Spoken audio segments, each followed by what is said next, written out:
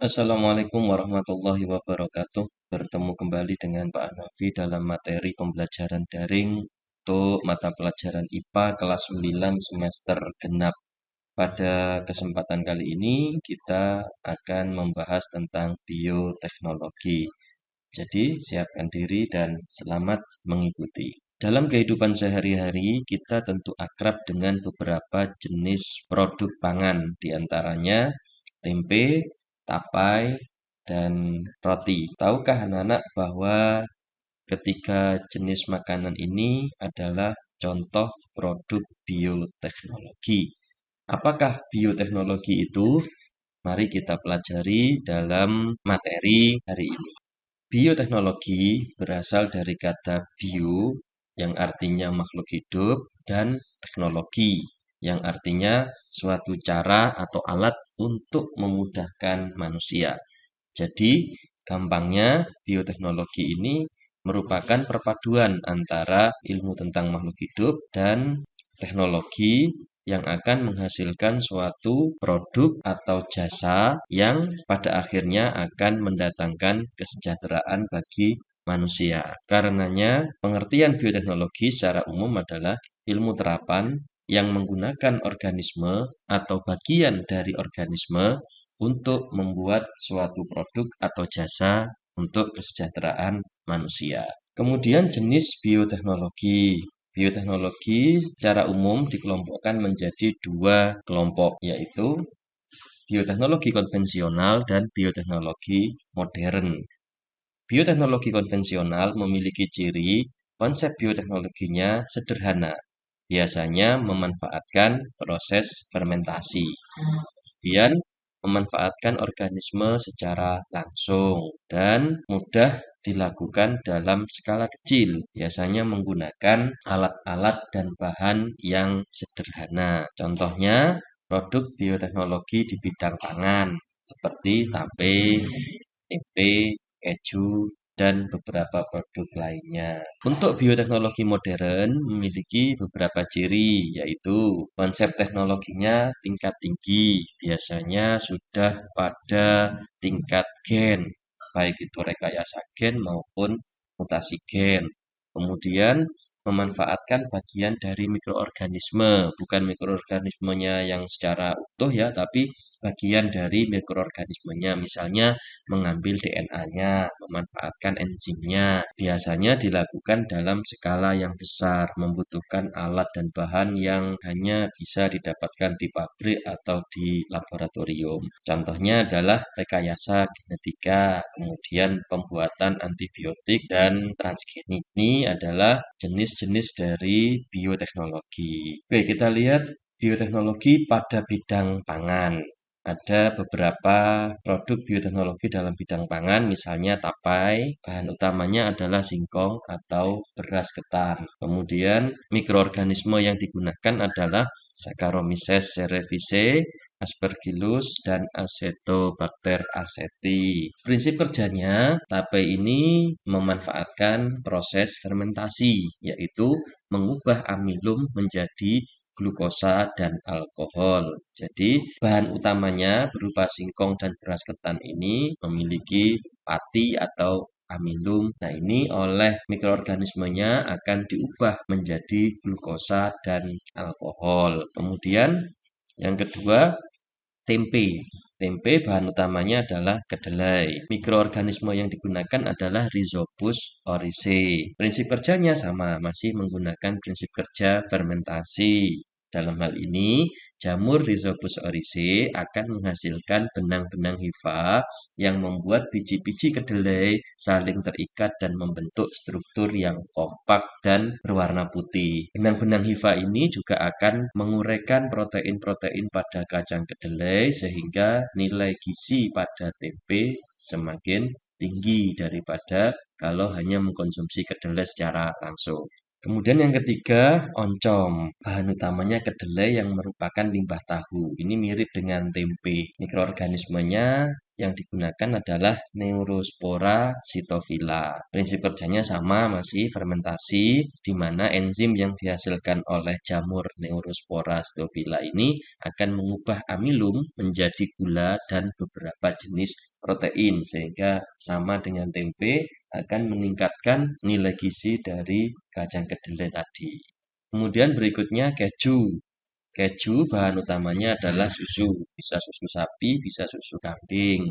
Kemudian mikroorganisme yang digunakan adalah Lactobacillus bulgaricus, Streptococcus thermophilus, dan Lactococcus sp. Prinsip kerjanya fermentasi, di mana terjadi proses koagulasi atau pengentalan protein kasein susu yang dilakukan oleh bakteri Lactobacillus bulgaricus itu, sehingga akan menghasilkan endapan.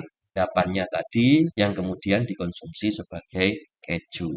Berikutnya yogurt. Yogurt bahan utamanya sama susu, kemudian mikroorganismenya mirip dengan keju, yaitu Lactobacillus bulgaricus, Lactobacillus casei, dan Bifidobacteria. Prinsip kerjanya fermentasi di mana bakteri akan mengubah laktosa yang terkandung di dalam susu menjadi asam laktat sehingga lebih mudah untuk dicerna oleh pencernaan manusia. Produk berikutnya adalah kecap. Kecap bahan utamanya kedelai. Mikroorganisme yang digunakan adalah Aspergillus wenti, Aspergillus oryzae, dan Aspergillus zoae. Prinsip kerjanya fermentasi di mana jamur-jamur tadi akan menghasilkan enzim yang mampu menghidrolisis amilum menjadi gula sederhana dan protein menjadi asam amino.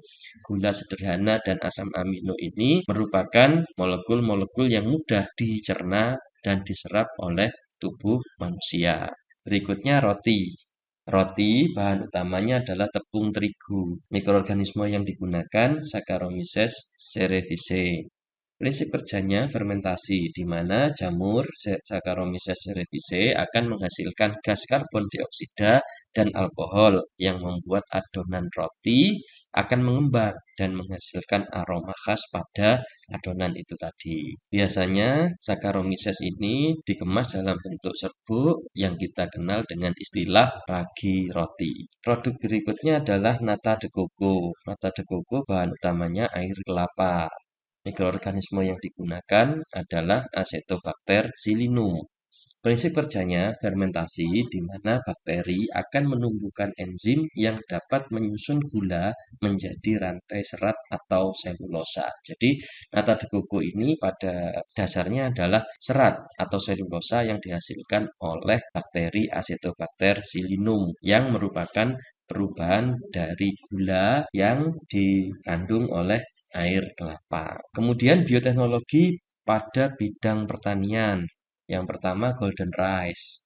Golden rice ini merupakan beras yang mengandung zat besi dan vitamin A. Ini merupakan hasil transgenik di mana dalam prosesnya ilmuwan mengambil gen pengkode pembentuk provitamin A atau beta karoten pada tanaman wortel atau pada tanaman lain yang mengandung provitamin A, kemudian menyisipkannya ke dalam gen tanaman padi sehingga biji padi yang dihasilkan memiliki warna kuning karena beta karotennya tadi. Dan di dalam padi tadi bijinya tidak hanya mengandung karbohidrat tetapi sudah mengandung zat besi dan vitamin A.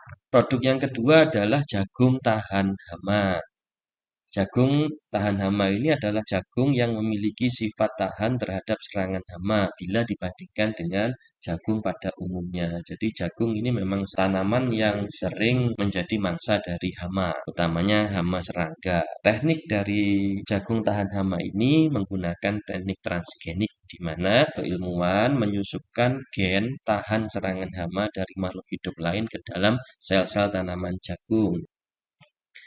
Kemudian bioteknologi di bidang peternakan. Di bidang peternakan yang umum dilakukan adalah hewan transgenik. Beberapa contohnya adalah meningkatkan daya tahan hewan ternak terhadap penyakit, meningkatkan produksi susu pada sapi perah, meningkatkan kualitas daging pada sapi potong. Prinsipnya sama, masih menggunakan transgenik, yaitu menyisipkan gen sifat unggul dari makhluk hidup lain ke dalam sel-sel hewan yang menjadi target dari transgenik ini. Kemudian bioteknologi di bidang kesehatan. Yang pertama antibiotik.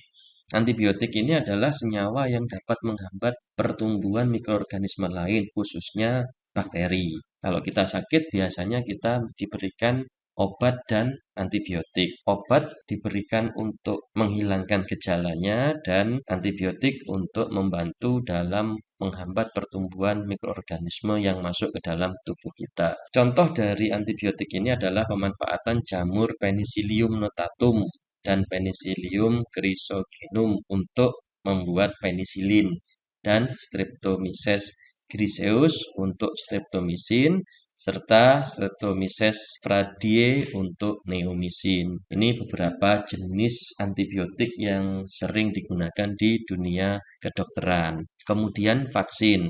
Vaksin ini adalah bakteri atau virus yang telah dilemahkan atau merupakan bagian kecil dari tubuh bakteri atau virus. Jadi ini adalah virus atau bagian dari virus atau bakteri yang sudah dilemahkan kemudian dimasukkan ke dalam tubuh kita. Untuk melemahkan ini caranya dengan cara memasukkan gen dari protein virus atau bakteri ke dalam Saccharomyces yang akan menghasilkan protein yang sama tetapi tidak berbahaya bagi tubuh.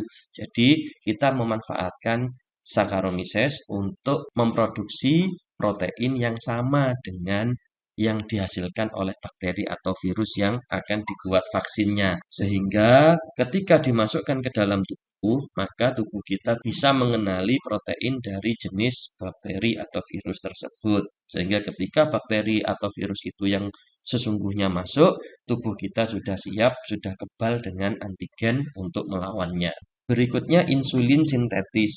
Insulin sintetis ini adalah hormon insulin buatan seperti hormon insulin yang dihasilkan oleh pankreas pada manusia. Ini hubungannya dengan diabetes, di mana penderita diabetes pankreasnya tidak bisa menghasilkan hormon insulin sehingga membutuhkan suntikan hormon insulin dari luar. Untuk menghasilkan hormon insulin sintetis ini dihasilkan melalui rekomendasi gen pengkode insulin dari sel-sel pankreas pada bakteri Escherichia coli. Jadi kita memanfaatkan bakteri Escherichia coli untuk menghasilkan insulin melalui rekomendasi gen hasil dari gen pengkode insulin yang sudah diambilkan dari pankreas manusia. Selanjutnya adalah antibodi monoklonal. Antibodi monoklonal ini adalah antibodi yang spesifik untuk satu jenis antigen yang dihasilkan dari satu jenis sel limfosit B yang merupakan hasil cloning dari sel induk. Antibodi monoklonal ini dihasilkan dari kultur sel yang melibatkan penggabungan atau proses fusi sel mieloma atau sel tumor dan sel limfosit B dari tikus atau kelinci. Jadi intinya adalah untuk melawan suatu penyakit maka dibutuhkan antibodi, terutama penyakit-penyakit tertentu. Untuk melawan suatu penyakit dibutuhkan antibodi. Nah, antibodi ini diproduksi secara massal melalui proses yang namanya antibodi monoklonal, di mana kita menggabungkan antara sel limfosit dari tikus atau kelinci dan sel tumor yang akan menghasilkan yang namanya sel hibridoma. Hibridoma tadi akan membelah karena sel tumor memiliki sifat pembelahan yang tidak terkendali, maka hibridoma tadi akan membelah secara cepat sehingga akan menghasilkan antibodi dengan jumlah yang cukup banyak dalam waktu yang relatif singkat. Sehingga ketika ada penyakit masuk, tubuh kita jauh lebih siap karena sudah memiliki antibodi. Kemudian bioteknologi di bidang lingkungan, contoh yang pertama adalah bioremediasi. Bioremediasi adalah pemanfaatan bakteri untuk mendegradasi atau menguraikan polutan yang mencemari lingkungan. Contohnya pemanfaatan bakteri dari genus Pseudomonas untuk membersihkan tumpahan minyak. Jadi pada gambar bisa dilihat ketika ada tumpahan minyak di lautan misalnya, maka diberikan atau dilepaskan bakteri dari genus Pseudomonas yang akan mengelilingi tumpahan minyak tersebut dan akan mendegradasi atau menguraikan sehingga tumpahan minyak tadi tidak menimbulkan bahaya bagi lingkungan. Yang kedua adalah fitoremediasi. Fitoremediasi ini penanggulangan pencemaran lingkungan menggunakan tanaman tertentu. Jadi beberapa jenis tumbuhan diketahui bisa menetralisir zat-zat berbahaya atau polutan yang ada di lingkungan. Contohnya bunga matahari, enceng gondok, dan lidah mertua. Ini beberapa jenis tanaman yang diketahui bisa menjadi penetral udara di sekitar kita. Selanjutnya adalah biogas. Biogas ini adalah pemanfaatan limbah peternakan berupa kotoran ternak untuk sumber energi alternatif, yaitu gas. Biogas memanfaatkan bakteri jenis Methanobacterium, Methanobacillus, Methanococcus, dan Methanosarcina. Karena apa? Karena biogas ini akan menghasilkan gas metana, yaitu gas yang mudah terbakar dan pupuk kandang sebagai hasil samping dari biogas ini. Berikutnya kita bahas tentang dampak bioteknologi. Yang pertama, dampak terhadap lingkungan. Perhatikan gambar jagung ini, dua jenis jagung ini berasal dari jenis jagung organik dan transgenik. Ya, organik hasil dari pertanian secara konvensional dan transgenik yang sudah menggunakan proses bioteknologi. Dari sini bisa terlihat bahwa ada perbedaan di antara keduanya, di antaranya ukurannya, kualitasnya, dan ketahanannya terhadap serangan hama, di mana produk transgenik jauh lebih unggul daripada produk organik. Namun demikian, ini juga akan menimbulkan dampak terhadap lingkungan. Dampak apa? Dampak yang pertama adalah polusi gen. Polusi gen ini terjadi karena adanya percampuran antara gen transgenik dengan gen organik melalui pembuahan. Jadi, misalnya ada tanaman transgenik, kemudian serbuk sarinya membuahi putik dari tanaman organik, maka gen pada tanaman organik tadi akan tercemar, akan rusak, tidak seperti aslinya karena sudah bercampur dengan gen dari tanaman transgenik. Kemudian hilangnya plasma nutfah. Plasma nutfah itu adalah gen yang memiliki sifat asli dari suatu tanaman. Nah, dengan adanya transgenik ini, maka lama-kelamaan organisme organik akan punah karena orang akan lebih senang menanam tanaman transgenik daripada organik karena hasilnya jauh lebih bagus sehingga lama-kelamaan plasma nutfah atau organisme aslinya akan hilang. Dan yang ketiga akan muncul jenis hama baru. Hama baru muncul ini biasanya dia lebih kuat, lebih resisten, lebih tahan terhadap insektisida dan obat-obatan yang lain. Kemudian dampak terhadap kesehatan. Masih sama, perhatikan dua gambar ini, tomat hasil transgenik dan organik. Maka ada beberapa dampak dari produk-produk ini terhadap kesehatan. Yang pertama, terjadinya potensi gangguan kesehatan, di mana gangguan kesehatan ini akan muncul akibat reaksi tubuh terhadap zat-zat yang terkandung di dalam produk transgenik. Jadi, produk transgenik karena menggunakan teknik bioteknologi, maka bisa jadi menggunakan zat-zat tertentu yang akan menimbulkan reaksi pada tubuh manusia. Misalnya gatal-gatal. Nah, ini menjadi potensi gangguan kesehatan bagi manusia. Yang kedua, potensi munculnya penyakit baru. Dari mana? Akibat adanya perubahan genetik pada produk transgenik yang dikonsumsi. Jadi bagaimanapun tomat transgenik ini sudah berubah genetiknya sehingga ketika dikonsumsi oleh manusia tentu akan beda dengan ketika kita mengkonsumsi yang organik. Secara genetiknya sudah berbeda. Sehingga bisa jadi akan menimbulkan penyakit baru akibat dari adanya perubahan genetik tersebut. Yang ketiga, penyalahgunaan produk bioteknologi. Penggunaan produk bioteknologi yang tidak tepat sehingga berpotensi merugikan kesehatan, misalnya memproduksi alkohol, memproduksi obat-obatan yang bisa merugikan kesehatan manusia. Dampak terakhir adalah dampak terhadap sosial ekonomi. Ada beberapa dampak bioteknologi terhadap bidang sosial ekonomi. Yang pertama, kerugian petani organik. Hasil panen produk transgenik yang lebih bagus dan lebih banyak membuat pertanian organik menjadi merugi karena petani lebih banyak memilih menanam produk transgenik. Kemudian dampak pada ekonomi negara. Perekonomian negara akan terganggu karena harga produk transgenik di pasaran akan lebih murah sehingga menyebabkan perekonomian petani-petani organik akan terimbas dan berdampak pada perekonomian negara secara umum. Yang ketiga, ketergantungan pada negara maju. Negara-negara berkembang yang belum memiliki teknologi dan tidak memiliki modal akan tergantung pada produk-produk transgenik yang diproduksi oleh negara-negara maju, sehingga ini akan berdampak pada sosial ekonomi dari negara-negara tersebut. Demikian anak-anak penjelasan Pak Hanafi tentang bioteknologi. Semoga bermanfaat, selamat belajar dan semoga sukses. Wassalamualaikum warahmatullahi wabarakatuh.